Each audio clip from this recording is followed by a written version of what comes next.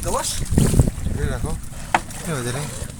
Area po tayo ha. Okay, manghuli tayo ng tamban ngayon. Ayan. Si Boss Junjun. Nag-area ng pukot para manghuli ng tamban. Kaya maghintay-hintay tayo. Tamban na nagkakaroon. Sana makarami.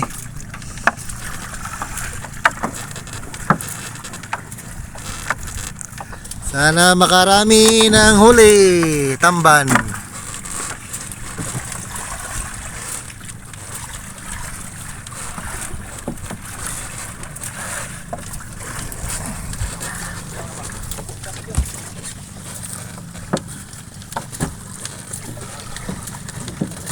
Nya nagawa sa pagkanda dia.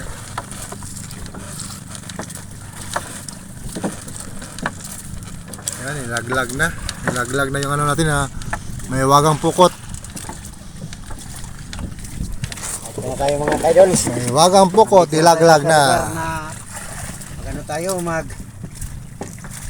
net ng mga isda. Pang sardines. Tamban kung sa Bisaya. Mga kaidol.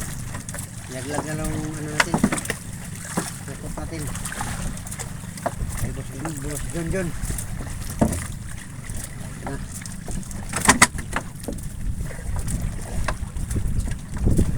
Ito ang nabuhay ng mga kaidol.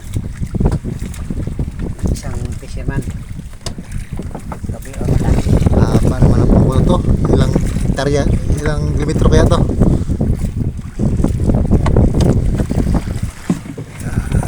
Abang ang mga idol ha.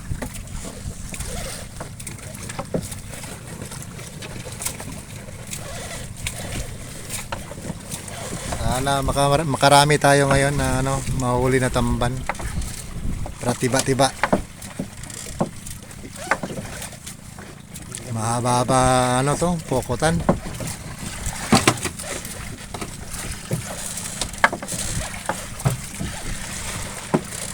Sardines ito mga kaidol. Sardines.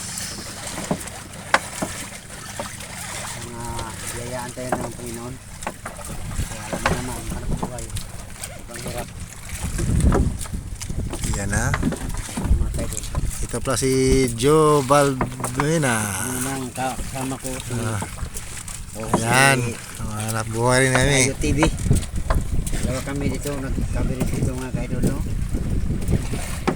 Para malaman natin kung ano ganitong anong hanap buhay ng ibang